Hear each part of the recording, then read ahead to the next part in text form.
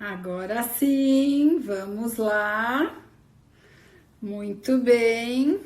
Começando. Que bom. Vamos ver. A Dani está entrando. Começando agora. Aê! Deu certo! Que beleza! Toda bonita. Dani, abaixa um pouquinho o som do seu telefone para não Tá, dar eco, porque às vezes o eco ele é uma coisa que vai atrapalhando. Daí, tá. deixa eu desligar o meu aqui Você acha que também. assim tá melhor? Assim tá bom, assim tá bom. Você tá ouvindo a sua voz mesmo na hora que você. Não, no de retorno, acho que Não, não, eu né? escuto eco. Tá, não, acho Uhum, que vai estar é. bom, vai estar ótimo. Vamos ver, as pessoas vão entrando aos pouquinhos e a gente vai bater um papo bom aqui hoje, né? Porque temos muita coisa para falar das crianças, né, Dani? Que coisa, como que as crianças estão de fato precisando de ajuda, né? A gente está falando de muitos dos desafios dos adultos, mas acho que a gente vai precisar começar a falar das crianças.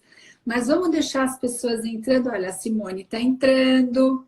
A Simone foi super, falou: nossa, a gente precisa convidar a Daniela, o Antônio está aí também. Então a gente vai deixando as pessoas entrando aos poucos. Eu vou precisar olhar o teu currículo aqui, porque é tanta coisa para falar, que eu vou precisar fazer uma cola aqui, Dani, do seu currículo, né? Então, olha só, Obrigada. muito legal. Então, a Dani fez medicina na USP, né? Uhum, Uau, que bacana.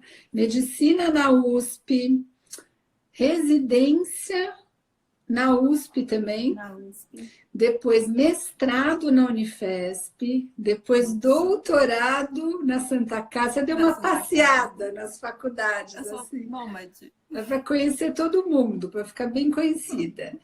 E aí, coordenadora, cabeça, cada cabeça é única. Eu queria que você contasse o que é cada cabeça única, o que é isso? A cada cabeça única é um grupo multidisciplinar de profissionais que trabalham com saúde mental e Uhum, educação, né? uhum, A gente fundou esse grupo em 2010, quando a gente fundou um, um serviço que a gente chamava de consultoria escolar dentro do Instituto de Psiquiatria do IPQ, uhum, que trabalhava exatamente com essa inter-relação uhum, entre os profissionais da educação e os profissionais da saúde mental. Até uhum. porque, infelizmente, a gente tem pouca interlocução, né? A gente, quando da saúde mental, e a gente está falando dos nossos pacientes, das pessoas que a gente atende, a gente está falando no singular, né? Uhum. E quando você vai à escola e conversar com os professores, os educadores, eles estão falando daquela criança inserida num grupo, num plural, né? São conhecimentos muito diferentes e, infelizmente, a gente tem pouca interligação entre esses dois grupos, Aliás, né? nós já fomos Então, juntas em escola falar sim, de crianças, né? Muito gostoso. Eu exatamente. vi você toda, né, acolhedora, escutando. Em geral, não é assim a minha experiência. Foi muito legal estar com você nessa escola, porque em geral os psiquiatras eles não têm assim tanta essa escuta, né, do coordenador, do diretor. Então você teve um approach muito legal de conciliar, né? Em geral, a gente acaba ficando como profissional de saúde mental meio no meio, né? A família É, faz um certo conluio com o profissional de saúde mental, meio que contra a escola, ou a a escola escola. junto com o profissional contra a família. E é uma. Precisa trabalhar junto, né? Não precisa. Não, e a gente precisa trabalhar junto e acho que até quando a gente estava juntas na escola conversando, né? A gente tem que tentar fazer propostas que sejam viáveis dentro da escola, né? Uhum, Porque a gente tem toda a nossa ideia do que seria importante para aquela criança, mas essa ideia ela tem que se adaptar numa estrutura que dentro da escola, até pelo tamanho, pelo número de profissionais, ela é muito mais rígida Uhum. do que as nossas possibilidades de atendimento no consultório ou em grupos menores, Uhum. né? E acho que foi muito isso que a gente fez também na nossa experiência juntas. É. Mas olha lá, para quem está entrando agora, gente, é a Daniela Seron Litvok. A gente assim que fala seu nome, senão a gente né?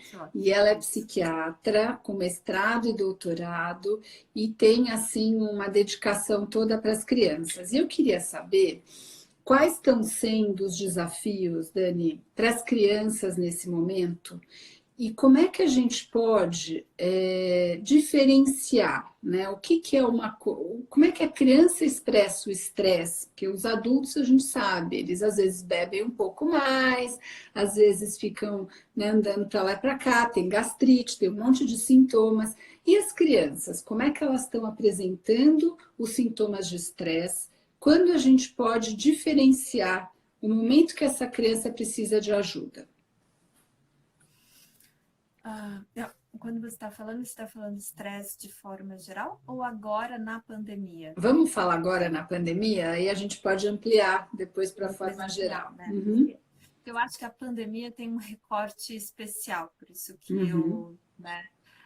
Mas assim, eu acho que a gente teve 2 momentos para a criança nessa situação de pandemia. Um momento inicial era que as crianças elas estavam um pouco não entendendo muito bem o que estava acontecendo, todas aquelas novidades, tentando se adaptar ao ensino em casa, a escola que parou, a como ia ser a nova realidade, junto com os adultos à sua volta, os pais, os cuidadores, muito perdidos e tentando toda essa adaptação, né?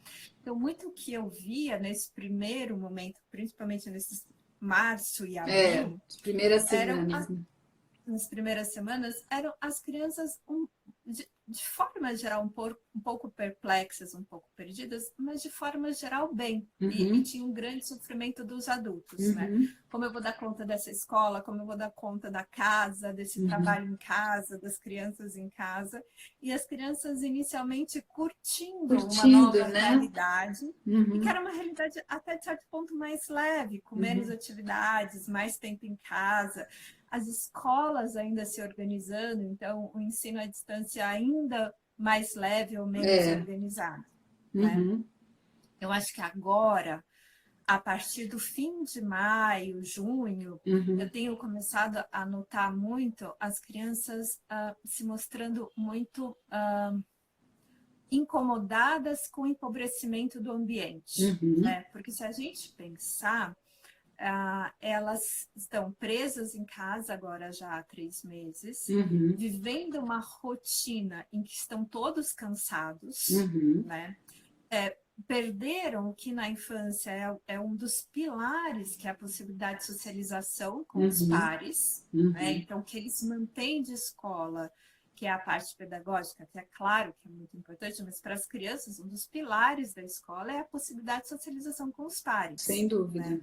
Então, agora, nesse segundo momento de quarentena, vamos dizer assim, essas crianças estão começando a reagir de fato à experiência da quarentena. Os adultos estão cansados, também estão nessa sensação de que está tudo uma continuidade de uma situação entre parênteses, né? Mas as crianças agora começam a mostrar mais claramente esse incômodo.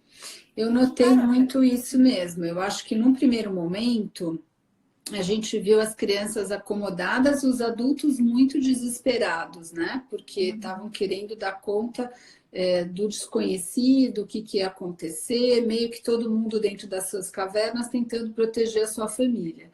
As famílias muito estressadas no momento. Agora parece que as famílias já vão se habituando, né, encontrando as suas rotinas, e de fato as crianças começam a aumentar um nível de estresse importante. A escola já pegando o ritmo, e a gente pode observar muitas crianças aí já querendo evitar, né, assim, a exposição muito grande nas telas, e já não aguentam mais, parece, já estão mostrando sinais de fadiga, né? De fadiga mesmo, elas não aguentam mais o que eu chamaria desse cotidiano que está muito empobrecido, porque tem a escola, que, claro, as aulas têm, claro, seu ponto de interesse, mas é muita repetição dessa situação em que você doa conteúdo e a criança tem que receber aquilo de certa forma passivamente.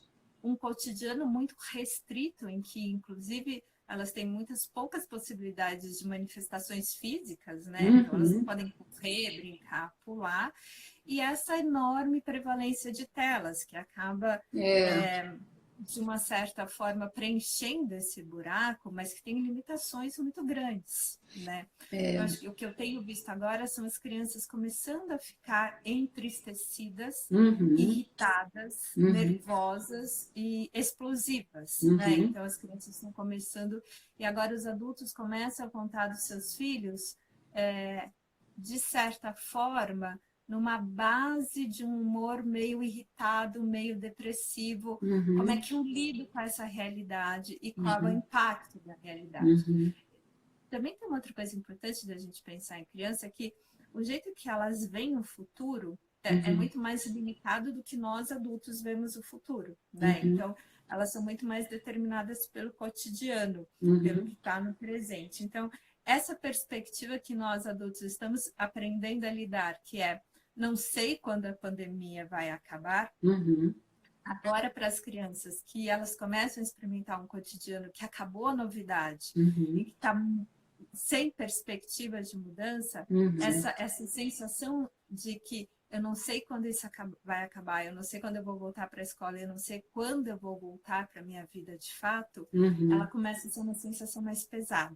E é interessante isso, a gente pensar, né, nos sintomas, você está falando depressivos das crianças, porque muitas vezes as crianças não expressam, né, Dani? É importante a gente contar isso, a depressão através de tristeza. A criança, às vezes, apresenta um comportamento irritado, principalmente, né? Ela fica irrequieta, irritada, de mau humor, e isso é um dos sintomas importantes. A gente não vai ver uma criança chorando o tempo inteiro, claro, às vezes ela pode estar, mas não é o mais comum, na verdade. E às vezes a gente não identifica muito bem, acha que a criança está agitada, inquieta, comeu chocolate demais, está irritada, está brava, e isso pode ser um sinal, sim, de humor, né? Sim. Assim como os adultos, as crianças deprimidas ficam chatas, né? Os adultos, nós adultos, quando deprimidos, também ficamos chatos. Mas é um chato muito diferente. As crianças deprimidas, elas ficam irritadas, inquietas, respondonas, grosseiras, né?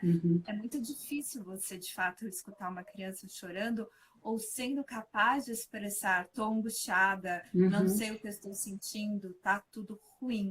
E, de forma geral, as crianças vão manifestar essa sensação de desagrado com o ambiente em que elas estão. Então, o que nós adultos falaríamos, não sei o que eu estou sentindo, tá tudo ruim, a criança vira para os pais e fala, você é chato, tá tudo chato, eu não vou arrumar minha cama, eu não vou fazer essa aula, tá tudo ruim, eu não consigo mais me segurar. Um outro sintoma depressivo importante na infância, principalmente na infância, até uns 10, 11 anos, e que adultos ou adolescentes têm muito menos, são sensações físicas relacionadas com sintomas depressivos. Então, falando que o seu microfone está mais baixo, na verdade, pode ser que você precise só falar um pouquinho mais alto. É só você falar um pouquinho mais alto. Falo baixo. Legal. Uma coisa importante é pensar que as crianças, quando não estão bem psiquicamente, quando estão angustiadas, elas manifestam isso corporalmente. Então, muitas crianças, quando nessa situação de mais fragilidade, maior fragilidade psíquica, elas contam de dor de barriga, dor de cabeça, dor no olho, no corpo, né? Dor no corpo, moleza, sem vontade. E a gente, até mesmo pela predominância das telas, e quanto mais sem energia, quanto mais com dor no corpo, mais a criança vai ficar ligada à tela, os adultos também é muito difícil fazer essa diferenciação. Enquanto que esse excesso de tela é porque essa criança não tem mais atividade ou não estão conseguindo mais ter outras atividades ou porque esse corpo já não tem mais energia para Ô, fazer. Dani, o Mas, que você recomenda, então, em relação às telas, né? Porque eles ficam o dia todo nas aulas, nas telas, mas, de fato, chega uma hora que a gente precisa colocar, sim, limites, né? Todo mundo sabe que eu gosto de trabalhar com disciplina positiva, isso quer dizer a gente ser firme e gentil ao mesmo tempo. Então, a gente poder colocar limites e dizer: agora eu entendo que você quer jogar mais um pouquinho e agora acabou. Né? Como você vê essa questão do limite do tempo de telas nesse momento onde eles estão, assim, como uma única fonte, né? Parece quase que de diversão.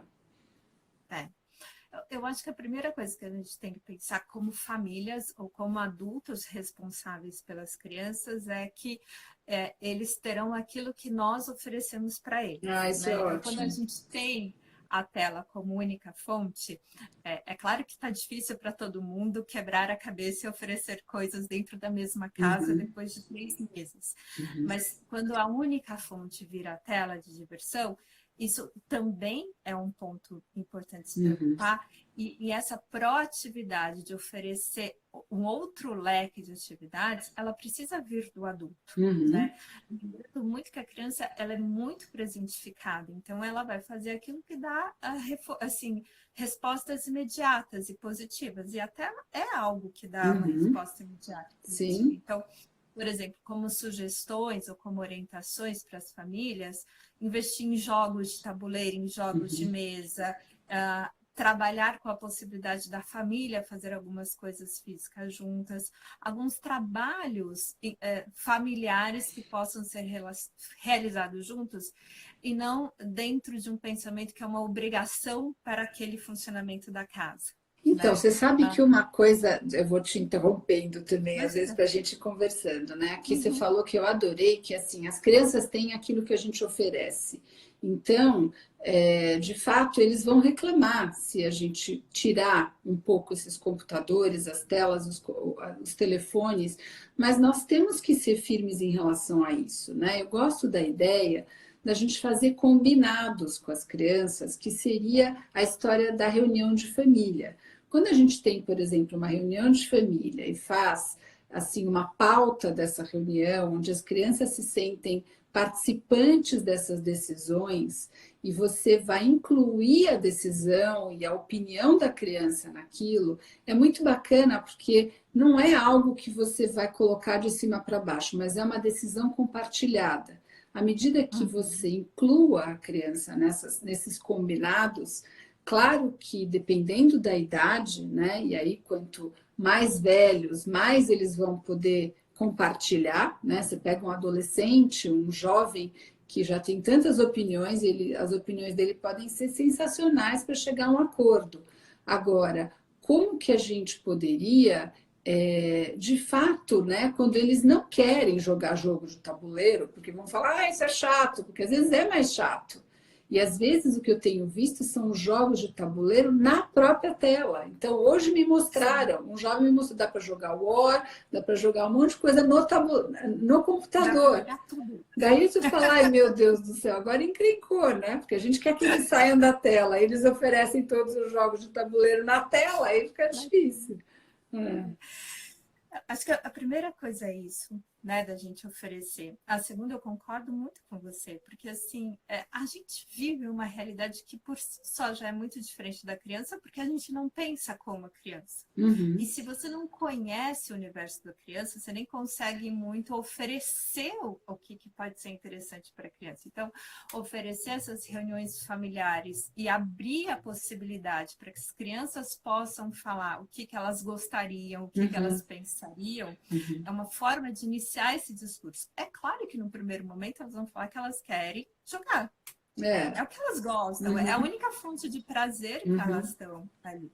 Mas tem que os adultos não podem se esquecer que eles são as figuras de referência das crianças. E a hora uhum, que você vai introduzindo o assunto, não como uma proibição que não faz sentido para a criança, do tipo, você não pode porque você não pode. Uma proibição como é muito tempo, isso preocupa, isso não é uhum, bom para o seu desenvolvimento. uhum, A criança ela pode começar incorporando essa ideia de outras possibilidades, né? Quando você oferece para a criança fazer um contrato familiar, a gente também não pode pensar que a criança tem a mesma capacidade de adulto de discernimento daquilo que ela está escutando e comportando, e de capacidade pragmática de organização para fazer aquilo de fato, né? Mas a diferença de você oferecer um contrato familiar é que a hora que o adulto chama para o retorno da rotina dentro do contrato, a criança é uma parceira, não uma opositora daquilo que vai sendo construído. Nossa, isso é super importante. Porque às vezes eu vejo algumas famílias falando, mas nós combinamos e você não fez. Ele não fez, é um moleque de 8 anos. E depois eu acho que a forma do combinado, né? Muitas vezes os pais não fazem um combinado de uma forma colaborativa. Fala assim, vai ser assim, a gente combinou. Isso não é combinado colaborativo. Né? Precisa incluir a criança, com certeza. Agora, é muito legal a gente pensar também, Dani, que eu queria que você explorasse um pouquinho aqui, a respeito assim do momento de pedir ajuda. Né? Como é que nós podemos diferenciar para os pais, as mães, enfim, crianças que já têm, às vezes, alguns problemas e que estão piorando. Então, a gente está vendo, né, aumento de tiques, aumento de agitação, que fica aquele, né, sintoma global mesmo, crianças hiperativas. Quando que seria o momento de pedir ajuda e que tipo de ajuda? Já que a gente, na verdade, agora está oferecendo tanta ajuda ainda pela tela. Então, como é que você vê isso? Antes de falar isso, eu queria só, voltando um pouco Claro. na ideia desses contratos familiares, e aí eu vou pegar isso para falar a ajuda. Também para pensar um pouco que criança gosta de gente. Né? Criança gosta de gente por perto. É que muitas vezes nós, como adultos, nós não sabemos oferecer coisas que sejam interessantes para as crianças. Né? Então, por mais que as crianças amem algumas coisas na tela e por mais que aquilo possa trazer uma gratificação muito imediata, a criança gosta da gente perto delas. Então, também é uma forma desses acordos e uma forma de você se aproximar desse universo da sua criança é você também saber o que a criança está assistindo, o que a criança está fazendo, quais são esses jogos online. Interessar, né, pelo aquele universo dela. Pelo universo. Como a gente vai fazer uma proposta de uma contribuição em família se você não tem ideia do universo do outro? E você vai fazer uma proposta colaborativa ou você vai fazer uma proposta determinista num discurso que está embaixo que tudo que te interessa não é importante, por exemplo, videogame, né? Entrando nesse assunto, por exemplo, quando você começa a entrar no mundo da criança, e a hora que você começa a descobrir o que são as telas, o que a criança está fazendo na tela, você também começa a perceber como que a criança está se envolvendo com esses jogos. Por exemplo, tem várias formas de se jogar os jogos. Tem algumas crianças que se colocam de forma muito mais ativa, muito menos ativa, muito mais organizadora. Tem jogos que permitem muita socialização com os companheiros da escola que eles não estão jogando. Tem várias formas dessa socialização. Então, também um pouco para falar que as telas não são necessariamente só vilãs. Sim, né? sim. E a família precisa entender qual é o uso que essa criança está fazendo das telas. Né? Agora, isso só esse link, né, de se interessar. Então, quando a gente entende que uma necessidade fundamental, né, de uma criança é pertencer, se sentir importante, significante, esse momento onde ela compartilha alguma coisa e a gente se interessa de forma fidedigna, né? Você se interessar pelo universo da criança e do jovem, porque muitas vezes já tem aquela oposição do tipo, eu não gosto, isso é chato, ou não... E são coisas simples, às vezes é um segundo de um olhar de interesse da criança que faz com que a gente conecte, né? Então, hoje, por exemplo, a minha filha estava mostrando o trabalho que ela fez da faculdade. Ela não é mais criança, mas assim, foi muito interessante na hora que ela abriu o computador, e a gente não tem computador na mesa, a gente estava almoçando, mas aquele momento eu achei que foi assim uma abertura. Não, põe o computador aqui, me mostra o seu trabalho. E aí ela tinha feito um trabalho super bacana de arte e tal, uma revista, e me mostrou, e aquilo foi assim um momento de super conexão. Como é importante a gente pegar esse gancho, né, de conexão com a criança para entrar no mundo do filho e compartilhar esse momento com ele. E até pensando muito nisso, como a gente tem que estar aberto para Uhum, identificar esses ganchos, uhum, né? Até porque se a gente faz discursos de que isto nunca é bom, uhum, ou, por exemplo, se você vai fazer uma proposta colaborativa e você começa a proposta colaborativa perguntando o que que você gosta nesse videogame, o que uhum, você faz aí, como é que, ou uma outra forma de entrar no mesmo discurso é não dá mais para você jogar tanto assim, isso daí que uhum, não serve para. Quer dizer, claro. tem Uhum, várias formas, né? uhum, Enquanto que nós, como adultos, a gente tem que estar sempre atentos se nós estamos criando essa abertura. Até porque, psiquicamente, pela imaturidade da criança, é muito mais difícil que a criança chegue e solicite essa abertura. Né? uhum, Você está contando de uma filha adulta na faculdade, e uhum, que você também percebeu que eu preciso, olha, uhum, ela trouxe uhum, a mesa não é lugar para uhum. computador, mas é claro, vamos que isso tem uma importância. Isso.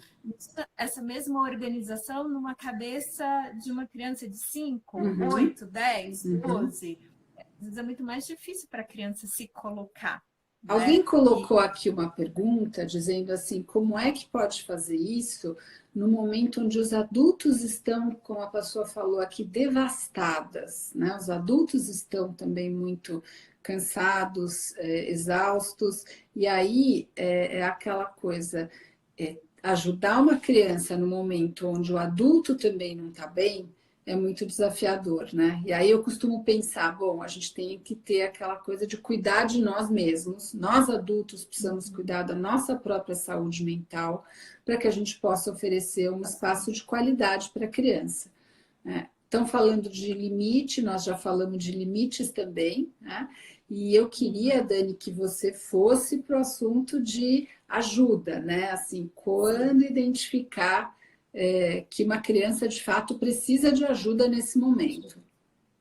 A partir do momento que você abre espaço para escutar a criança, que Uhum, você abre espaço para contratos colaborativos, que você abre espaço para outras propostas, uhum, é muito importante ver qual é a capacidade de reação da criança. Porque, uhum.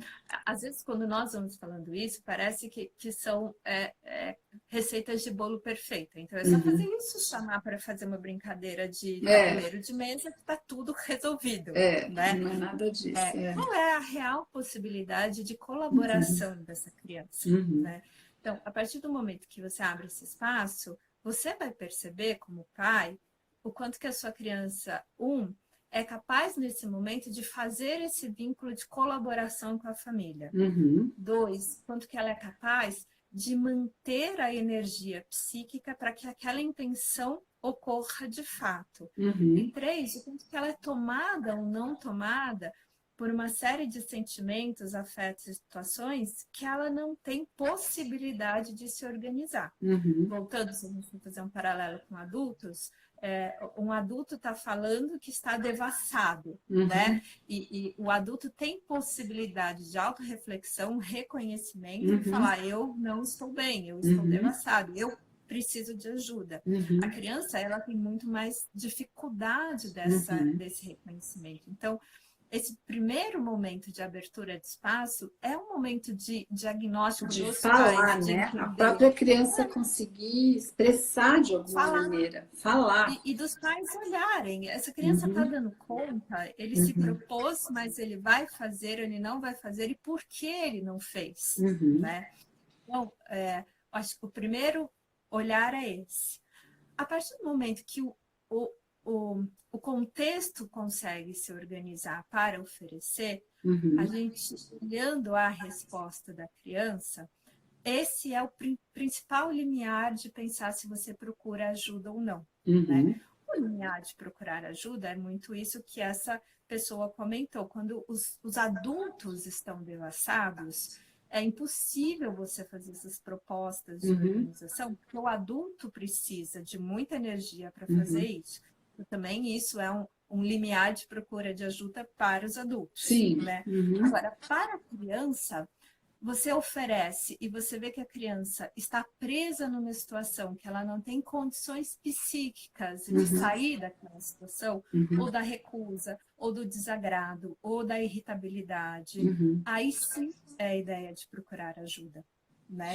Eu gosto da ideia do vocabulário, né? A criança não tem o vocabulário emocional ainda e nós precisamos dar essas ferramentas para ela. Então, às vezes, né, de ter assim um carômetro de assim, faces diferentes de sentimentos para que a criança possa visualmente, que a gente tem na disciplina positiva, que chama cara dos sentimentos. Então, são vários rostinhos, né? Um triste, outro alegre, outro emburrado, outro chato, e a gente poder passar como você está se sentindo. Né? A criança identificar, assim, através dos neurônios espelho, o que eu estou olhando, o que eu estou sentindo, e aquilo tem um nome, e o que quer dizer aquilo, como a gente pode, com coisas simples, dizer: eu percebo que você está chateado, eu percebo, quer dizer, você dá o vocabulário também, você ajudar a criança a expressar. Eu percebo que você está triste, me conta o que você está sentindo. Eu percebo que você está bravo, por que você está bravo? Né? E aí essa conexão faz com que a criança também possa expressar. É quase como se fosse um exercício de ensaio e erro o tempo inteiro, de ir buscando essas ferramentas para fazer essa conexão, né? Sim. E buscando as ferramentas para possibilitar que a criança faça essa conexão conosco. Acho que esse seria o primeiro passo de procurar ajuda. E muitas vezes uma ajuda terapêutica, do ponto de vista de procurar uma psicoterapia, é também conseguir outras formas de interação em que a criança tenha espaço para se colocar. Porque a gente também tem que pensar de que os pais, quando eles abrem para um limite que a criança, eu não consigo me colocar aqui, a criança não está conseguindo passar dessa ponte, a gente pode sim pensar na psicoterapia como formas de potencializar esses recursos que a criança não está conseguindo se colocar. Né? Sabe, Dani, não, fala, depois eu continuo. Tinha uma menininha muito engraçada que ela ficava muito irritada toda vez que ela estava com fome. E daí ficou uma coisa da mãe, toda vez que ela estava muito irritada, falava: você está com fome, você está com fome. E aí as duas entraram num fechamento de que era: eu não estou com fome, você está com fome. Quer dizer, foi criando uma coisa, até de uma tentativa de uma interpretação do que estava acontecendo, mas às vezes a gente tem momentos em que a gente precisa procurar uma ajuda de fora até para organizar isso. Então, do ponto de vista psíquico, a primeira ponto de pensar que está algo acontecendo, que você deveria procurar intervenção, é a ideia de mobilidade. Se o contexto se moveu e a estrutura psíquica daquela criança não foi capaz de acompanhar as tentativas do contexto, e a estrutura psíquica da criança ainda está fechada numa situação de imobilidade, esse é o grande limiar de você pedir ajuda, ou procurar ajuda. Não, muito bacana. Eu acho que isso é fundamental mesmo. Eu gosto, né, de todo o contexto da disciplina positiva, porque à medida que a gente vai fazendo essa conexão com a criança, nós vamos abrindo para essas possibilidades. E muitas vezes, Dani, o que eu tenho feito é feito intervenções, mesmo à distância, com a criança e a mãe, ou a criança e o pai juntos, porque às vezes o profissional de saúde mental, ao intermediar essa relação que você falou, uma fala que está com fome, outra fala que não está, uma fala que está com fome, outra fala... Alguém precisa ser o intérprete e falar, olha, parece que você está muito chateado quando a sua mãe diz que você está com fome e você não está. É isso mesmo. Né? Você falar para a mãe, olha, veja, pode ser que você esteja tentando, né, fazer com que ela coma, mas pode ser que ela precise de outras coisas além de comida. Então, assim, tem algumas situações que eu tenho feito intermediação nas sessões, e aí eu peço para que a criança e a mãe, ou a criança e o pai estejam juntos no momento da sessão. E aí, assim, às vezes no mesmo ambiente, às vezes até com aparelhos separados, porque quando a coisa está muito insuportável, às vezes não dá para estar nem no mesmo ambiente. Então, um está numa tela, o outro está noutra tela. A gente fazer um zoom e ter 3 janelinhas, né, e um poder intermediar o outro e falar, olha, agora espera um pouquinho que eu gostaria de escutar o que ela está falando.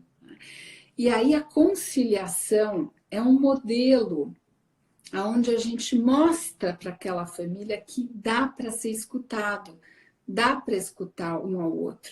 E eu já tive sessões onde eu vi que, assim, de repente a gente vai fazendo essa intermediação, e aí você fala, bom, agora eu estou indo embora e vocês continuem a conversar, porque aí você já deu o modelo e aquilo já começou a funcionar e o negócio vai. Então, eu acho que essa é uma das intervenções que eu ia dizer, assim, às vezes não é só colocar a criança, nem colocar só o adulto, às vezes é intermediar essa relação entre os dois que está impossível, né? Maria Alice, pensar em atender a criança é pensar em atender a família. Sim, né? Isso é uma coisa que também é muito importante, porque quando nós estamos pensando numa criança, nós estamos pensando nessa criança inserida naquele contexto familiar, né? E acho que isso que você falou é muito importante, porque às vezes pequenas intermediações ou pequenas observações permitem enormes aberturas e muita flexibilidade de ambos os lados. E aí, voltando, se você também sente que essa flexibilidade não existe por uma impossibilidade da criança, isso também é uma outra hora de pensar, olha, aqui tem pontos que estão ficando muito rígidos. E o que está acontecendo nessa criança com tamanha rigidez? Né? Uma outra coisa que eu acho interessante até dessa vida de telas e essa vida de atendimentos online é que, sem querer, a gente está sendo convidado a entrar na casa das pessoas, o que também está abrindo muito espaço para muitas intermediações. Muito, né? As pessoas estão mais abertas para falar de si mesmas, parece. Não está sentindo? Sim, sim. E descobrir espaços incríveis naquela casa, como pode ser feito aquilo naquela casa, como aquilo pode ser organizado, que às vezes no consultório a gente não tem tanto espaço, a gente não tem essa experiência in loco. Né? Então, também para falar um pouco que a gente tem sempre que tomar cuidado para não colocar algo como necessariamente ruim ou algo como necessariamente positivo, né? Tudo tem seus dois lados e tem outras possibilidades que também estão se abrindo com essa situação de o mundo está na tela. Tem restrições do contato, mas também tem enormes aberturas. Muito bom, olha aí, estão falando, pequenas intervenções podem promover imensos avanços, e eu acredito nisso, assim, vamos nos pequenos passos, né? Às vezes a gente pega uma situação familiar muito desagregada, muito complexa, e não dá para imaginar transformar aquela situação imediatamente. Nós temos que realmente traçar uma meta, né, uma rota do que vai ser a proposta de intervenção para aquela família a partir de uma boa avaliação, e isso na clínica a gente faz bastante, fazer a avaliação, eu sei que você também faz isso. A gente não começa a tratar nenhuma criança sem fazer uma boa avaliação, sem aquela família entender quais são os pontos fortes, quais são os pontos a serem desenvolvidos, o que nós temos nesse contexto, o que é o propósito e o objetivo daquela intervenção, com começo, meio e fim. né? Porque, às vezes, essa ideia de psicoterapia para criança não é colocar um outro adulto que vai fazer o papel do adulto familiar.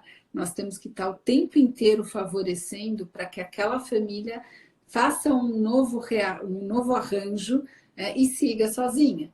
Então, eu acho que o nosso modelo, né, enquanto uma avaliação, um bom diagnóstico daquela situação, às vezes levando em consideração aspectos cognitivos também, né? Quantas são as dificuldades que uma avaliação neuropsicológica pode demonstrar. E aí, com um bom diagnóstico, às vezes multiprofissional, junto com o psiquiatra, junto com, às vezes, pedagogo, psicopedagogo, e muita conversa, né? Essa é muito a ideia, por exemplo, da cada cabeça é única. Né? Como que você pode pensar num tratamento ou na constituição de um tratamento a partir de várias constituições individuais e como essas constituições têm que ser, os tratamentos têm que ser delineados para cada contexto e para cada constituição. Né? E como você pode associar conhecimentos, né? Daquilo que você, como profissional, pode proporcionar, daquilo como pedagogo pode proporcionar, o fonoaudiólogo pode proporcionar, e aquilo que faz sentido para aquela família naquela circunstância. Né? Então, voltando um pouco, se a gente fosse pensar em crianças com alguma dificuldade de aprendizado, agora fazendo as aulas online. Né? Qual é a nossa meta na intervenção para essa aula online? Como é que a gente vai organizar? O que você pensa em gerenciar nessa intervenção, nesse momento? O que é mais importante para essa família? Né? E olha, são pensamentos que são muito importantes quando você está falando de um tratamento como um todo. E famílias que têm crianças com desafios importantes, assim, do ponto de vista pedagógico, o que nós temos visto é que, às vezes, a escola ela não dá conta mesmo nesse momento. Com tantas crianças na tela, eles acabam não conseguindo fazer essas intervenções que seriam necessárias de forma mais individualizada, e a criança às vezes se desconecta total, se perde e fica alheia. Né? Então, nós temos algumas situações onde nós estamos propondo até atendimentos presenciais na clínica com a criança, para que a criança com os psicopedagogos possam ir aos pouquinhos, assim, seguindo, e sair desse estado quase aversivo da criança com tanta dificuldade na tela. Mas, assim, são muitos desafios, né? Tem muitas coisas para serem feitas. Acho que é uma situação muito desafiadora para os profissionais de saúde mental como a gente, e trabalhar junto eu acho que é o mais bacana, né, Dani? Então, eu super agradeço você estar aqui, eu acho que é assim, um presente poder ter uma psiquiatra falando a respeito de assuntos tão importantes. E assim, se você quisesse deixar aí alguma dica final para os pais, para as famílias, o que seria? Que pudesse deixar uma mensagem, assim, o que eles poderiam ficar atentos e o que seria o relevante, significante para a sua mensagem? Eu acho que uma mensagem importante para esse momento de pandemia é: estamos todos vivendo uma situação em parênteses no mundo. Né? Não sabemos o que está acontecendo, estamos todos, de certa forma, tentando nos habituar a uma realidade que é estranha. As famílias estão sofrendo e as famílias estão tentando se reorganizar. E o mais importante não importa necessariamente o desfecho das ações em si, mas o que importa e o que vai determinar nas relações interfamiliares é a intenção. Né? Então, voltando ao comentário da pessoa que está devassada, eu vejo às vezes muitos pais falando: eu não consigo nem para mim, como é que eu vou conseguir para o meu filho ou para a minha criança? Só que às vezes é muito importante, e bastaria para a criança entender que aquele pai naquele momento está no seu limite, e que aquilo que ele pode oferecer mesmo que aquilo seja, do ponto de vista do pai, inferior do que ele deveria, mas às vezes do ponto de vista da criança, perceber um pai, uma mãe, um cuidador, que seja coerente no afeto, vai fazer muito mais diferença do que o que for oferecido em dados ou em outras possibilidades. É a conexão mesmo, né? Sem dúvida é. A intenção, eu gostei da intenção, que você falou, a intenção, o propósito de fazer alguma coisa. Então, eu acho que você está dando uma grande dica, que são os pequenos passos. Mesmo que seja muito difícil, tenha a intenção de fazer algo especial e se conectar com o seu filho naquele momento, para trazer uma experiência mais rica para ele naquele dia. Sim. E a segunda grande dica é observe e esteja aberto. As crianças querem a gente por perto. Às vezes, a gente, na loucura do dia a dia, que não conseguimos enxergar. Né? E pequenos passos, como você colocou, fazem toda a diferença. Muito bom. Dani, muito obrigada. Acho que um super presente para todo mundo que está aí assistindo. A live vai ficar salva. Né, vai ficar salva no meu Instagram e a Clínica Plenamente também.